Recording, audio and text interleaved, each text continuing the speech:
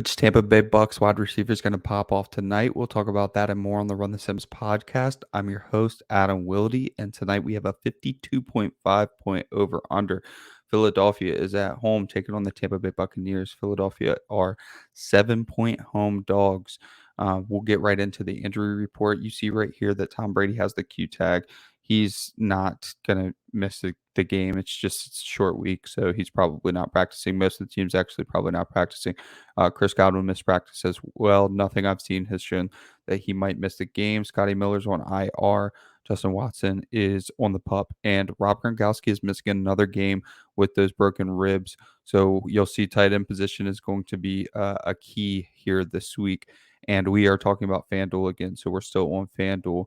Going over to the Philadelphia Eagles squeaky clean injury report until you get to tight end again. So Dallas Goedert and Tyree Jackson both likely to miss this game. I think Dallas Goedert's on the COVID-19 list. He'll need to pass 2 tests by tomorrow. It's not going to happen. So we're going to be seeing Zach Ertz in his previous role and only at 6,500. Going to be absolute chalk, but also maybe the strongest play of the slate. So let's jump over here to our optimal results. We're going to talk about Tom Brady and Jalen Hurts at the top, of course.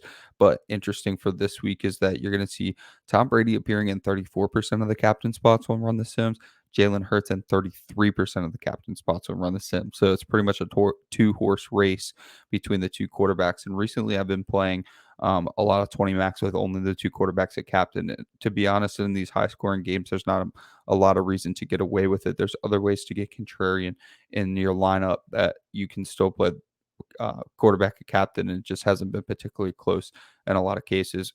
Even on the London slate, I played a good bit of Zach Wilson at captain, but what's going to be tough with this one is we don't have ownership or projections for these guys yet, but whichever one's going to end up being less owned, the captain spot is going to be the one I naturally gravitate towards.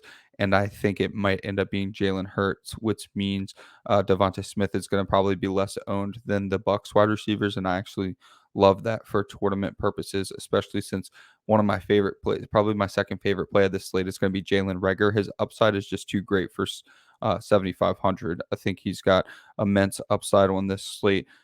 The secondary for Tampa Bay is a very easy target, especially Richard Sherman, who's probably going to try to cover Devonta Smith, and it's not going to go well for him. So let's get into our third highest captain. That's going to be Leonard Fournette over there at 10.8% captain appearances. That's the third highest, and it's like 23 points down from Jalen Hurts. So I don't blame you if you're putting 20 or 150 max and you're just playing quarterback, but we are going to have to get contrarian elsewhere in the lineup if that's going to be the case.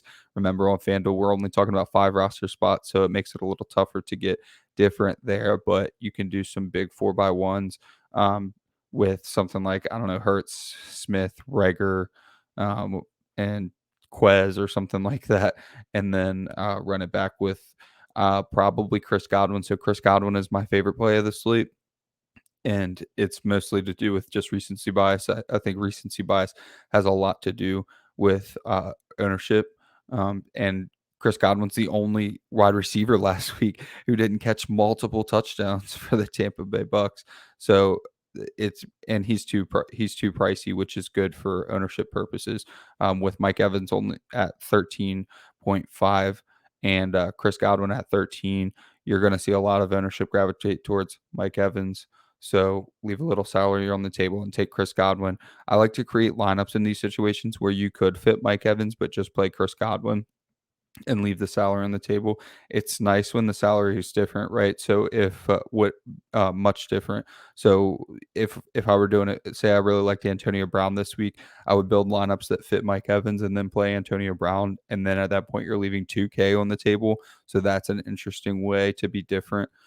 But Chris Godwin's only 500 less than Mike Evans, so that's not necessarily going to be that valuable for you this week. However, I still don't mind leaving the 500 on the table and playing Chris Godwin over Mike Evans, just given that there's really no reason that Chris Godwin doesn't have the same ceiling as Mike Evans or as Antonio Brown. It's just he didn't hit for multiple touchdowns last week like the other guys.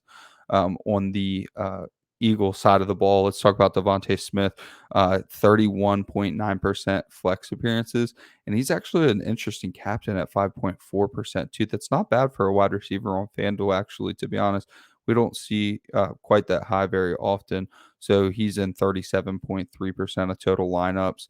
You have Jalen Reagor at 36.6% total lineup. So I'm telling you, if you get less owned Jalen Hurts for captain, and you can stack him with Devonta Smith, Jalen Reagor, and even if you want to eat the chalk with Zach Ertz, and then maybe you're going to have to do Chris Godwin run back. Uh, it's not the most contrarian lineup in the world. You'll see in a second when we get to custom lineups, it's not going to be like a 0.9, but it's going to be contrarian enough for your small field tournaments, in my opinion. So, with that being said, let's jump over here to our custom lineups. The first one, Tom Brady, Mike Evans, Jalen Reagor, Leonard Fournette, and Antonio Brown.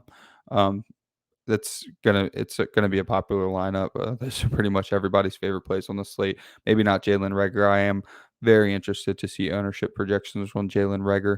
But besides Jalen Reagor, I mean, this lineup is pretty much as chalky as it gets, and probably a very viable cash roster. So here's the actual, pretty much the lineup that I just said to you, but we'll build it without Tom Brady and see if we can get a little different. We have Jalen Hurts, Zach Ertz, Tom Brady, Jalen Reagor, Devonta Smith. That's fine, but if you're playing Tom Brady by himself, then your Eagles aren't going to hit. There's no way that your 4x1 Eagle stack is going to hit if Tom Brady smashes. So if Tom Brady smashes, then his receivers smashed the Eagles at every level, at the Devonta Smith price, at the Jalen Reagor price, and at the Zach Ertz price, probably. So I probably don't want to run it back with Tom Brady. If I'm going to do an Eagles 4x1 with those 4 for 1, you're hoping that Jalen Reagor's not that owned, and I'm 50-50 on if I think he's going to be over owned or not. But Zach Ertz is going to be complete chalk, and everyone who has Jalen Hurts at captain is going to play Devonta Smith. So what's the benefit to running that back with Tom Brady? I don't see one. Really, you have to hope that one of his receivers is just having a phenomenal game. In my opinion, I'm hoping and I'm believing that Chris Godwin's going to be the best play. So I'll probably run that lineup back with Chris Godwin here in just a second. Another good lineup here is Tom Brady, Antonio Brown, Leonard Fournette, and Chris Godwin. So that's that, leaving the salary on the table I was talking about. We would have to scroll quite a bit to get a 9 quarterback lineup. I don't even know if I'm going to have one for you. Yeah, Leonard Fournette with a frequency of 17. So Leonard Fournette at captain, Tom Brady, Jalen Hurts, Miles Sanders, and Zach Ertz. Let's go back and look at Miles Sanders. I should have brought him up. So he's appearing in 27.3% of the flex spots and 2.9% captain. With Kenny Gainwell getting more involved, you're going to see some ownership kind of gravitate towards Kenny Gainwell. So you might actually be interested in playing Miles Sanders at that 10K price tag just based on ownership. He's only 1,500 more than Kenny Gainwell. So people are probably going to gravitate towards Kenny Gainwell, liking the savings, but it's only $1,500. It's not breaking your back to move up to Miles Sanders, even though Kenny Gainwell is a phenomenal play in his own right for this slate. If you can get a little bit contrarian with ownership, it'd be nice to move up to Miles Sanders. Take a look at just one more lineup, probably. I wanted to see if I could find a Miles Sanders. There's one right there. So Jalen Hurts, Leonard Fournette, Antonio Brown, Miles Sanders, and Devonta Smith. The only problem with that, I like it a lot. The only problem with it is that's exactly 60,000. So there's a good shot that you're going to end up duplicated there. Let's head over to FanDuel and try to build a lineup for tomorrow. Head over to the lobby, NFL, and we're gonna start with a Jalen stack. I think that's gonna be where I gravitate towards. I might play 100% Jalen Hurts if he's less owned than Tom Brady. I don't see much benefit to playing the more rostered captain on this slate. So start with Jalen Hurts at captain. Jalen Reagor is going to be in all my lineups, and I want to try to play a Jalen Hurts lineup without Devonta Smith. So we mentioned that Goddard's going to be out. If we're going to fade Devonta Smith, you can eat the chalk with Zach or Ertz. So you've got Hurts, Reagor, Ertz. Let's go Miles Sanders and see. So that's 20,000 left. So we'll get rid of Zach Ertz and we'll actually go Hertz, Reagor, Sanders, Godwin. Got 14K left, so we have enough for Mike Evans. I mean, so we got a couple options here. Throw Devonta Smith in.